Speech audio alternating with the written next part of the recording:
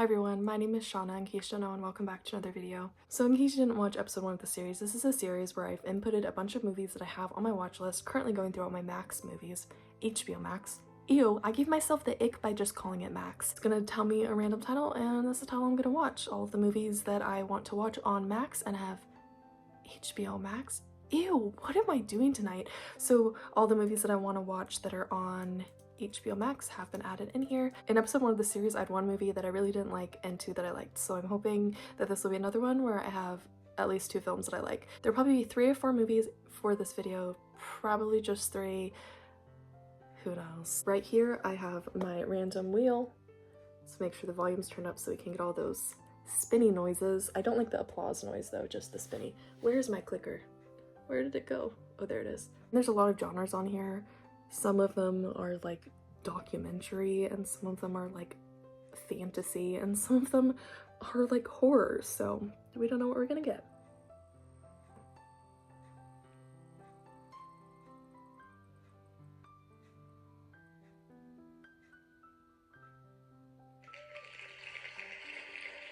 Free Fire. Let me look this one up and see what it is and figure out why I added it to my watch list, because that is a very interesting thing to see why I added what I added to my watch list. Okay, so here's a summary. When a black market arms deal goes outrageously wrong, Justine finds herself caught in the crossfire, forced to navigate through a warehouse full of trigger-happy madmen who are all hanging on for dear life. I'm guessing that I like one of the cast members because I don't know why I would add this film to my watch list otherwise, because that doesn't sound that appealing to me. But I am the type of person who I see one actor that I like in a film and it immediately gets added to my watch list. So this is rated R. There we go. It's because Brie Larson is in here. So it looks like there is also some other famous actors in here. So Brie Larson looks like is probably the main reason why I added this one to my watch list. There's also Cillian Murphy in there and Armie Hammer. Okay then. I'm just watching it for Brie Larson. So yeah, according to IMDb, this has 3 wins and 9 nominations, so I hope it's a good film. So when I see you in the next clip, I will have watched Free Fire and I will be telling all of you my thoughts on Free Fire. So I watched Free Fire. And what was the point of that film? And I mean that in the nicest way possible. I don't understand the point of this film. I saw one review on Letterboxd saying that the point of the film is to show that men get stupid when they have guns. I don't agree with that at all, because why was Justine there? And also, if that's the point of the film, why was the first person who started the shooting low-key justified? So yeah, what was the point of this film? I seriously don't understand. So basically this film is about a gun deal gone wrong. So there is a group of men who are trying to buy a bunch of guns.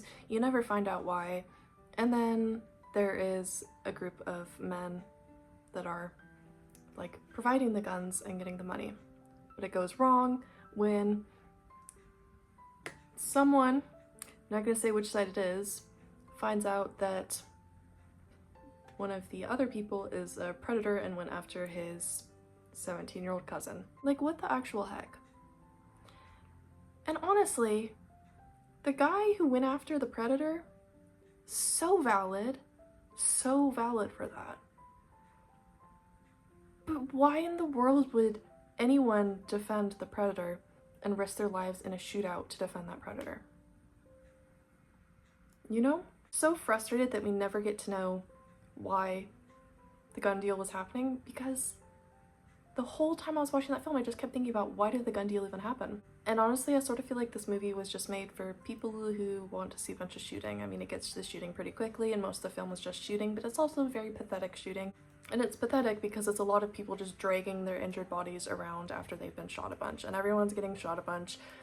Realistically, I feel like a lot more people would have died a lot sooner. Also, how did a bunch of people sneak in guns when they were full body checked to make sure they didn't have guns before they went into the meeting? Make it make sense. The acting is really good, I'll give it that. Brie Larson, wonderful, stunning. I would say probably the only character that's even semi-likable in this film. So I give this film 1 out of 5 stars, and that is because that 1 star goes purely to Brie Larson.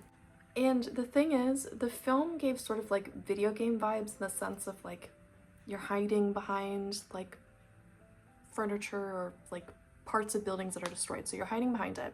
You're leaning over shooting, hiding, leaning over shooting.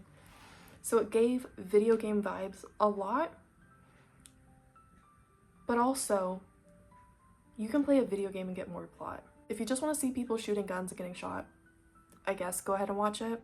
So yeah, that's my thoughts on that. Don't really have more thoughts on this film. It wasn't for me. Also, it's good that I didn't have more thoughts on this film because I had another rough mental health day, which made it really hard to work on schoolwork today because I was not doing well. So I need to work on schoolwork the remaining time before I fall asleep. I also am running really low on storage, so I need to like plan a bunch of photo dumps or something on my Instagram because I don't have enough space for things, and apparently I have too many photos because my strategy of posting only one Instagram photo at a time is starting to backfire because I just have no space for all of that. So I'm gonna spin the wheel and see what my next movie is for tomorrow night.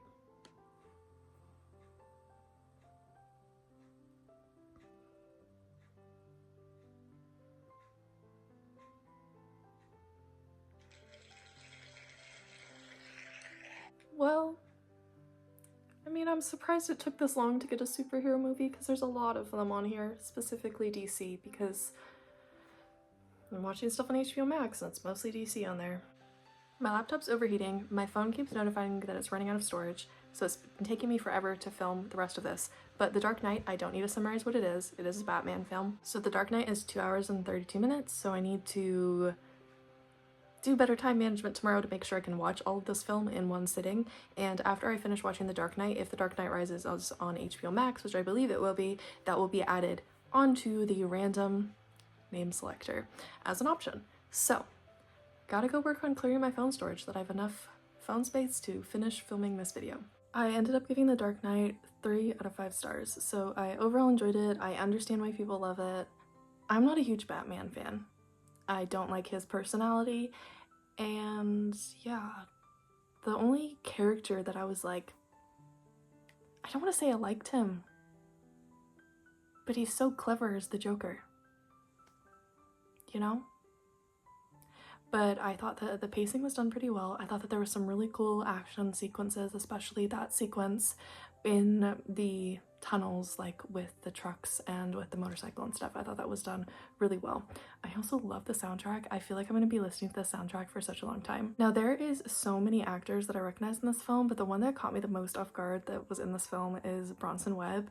Why are we not talking more about how he's in that film? Like, obviously Gary Oldman's in the film, he's Sirius Black, but Bronson Webb was one of Draco's like Slytherin guys in Prisoner of Azkaban, and I was so shocked to see him for like a split second. But yeah, the cast did an amazing job. I think I'm just a little biased because I don't like Batman.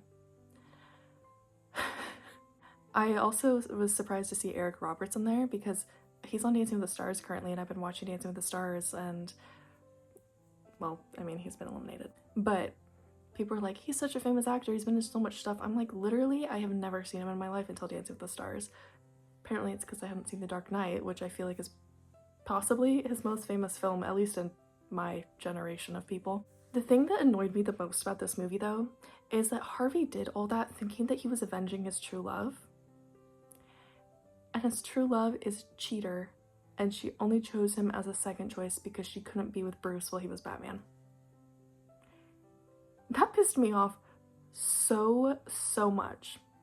I can't even put it into words.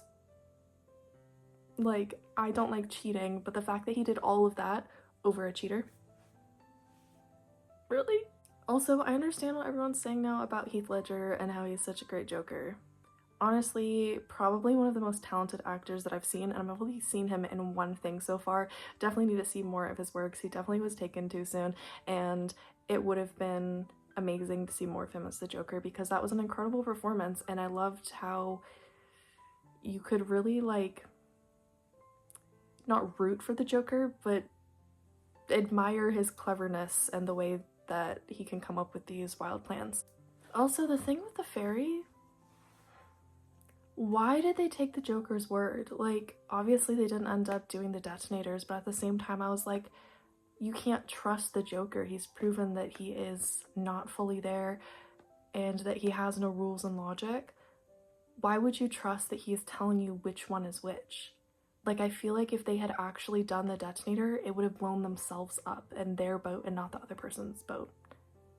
Does that make any sense? Like, that's where my brain was during that. I was like, I was stressed, but I was like, you can't trust what the Joker is saying, so this should be a moot point because you can't know whether it's actually going to detonate your ship or the other person's ship.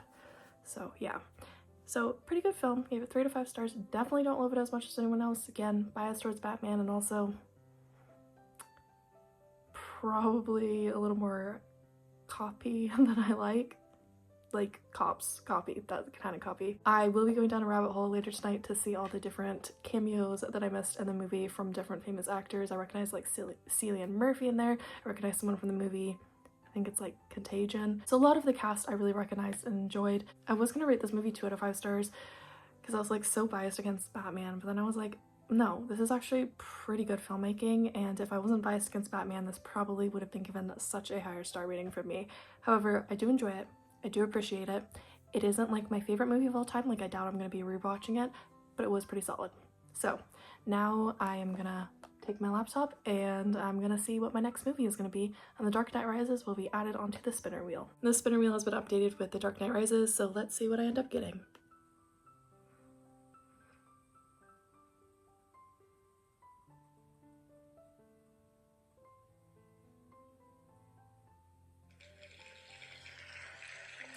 Only Yesterday.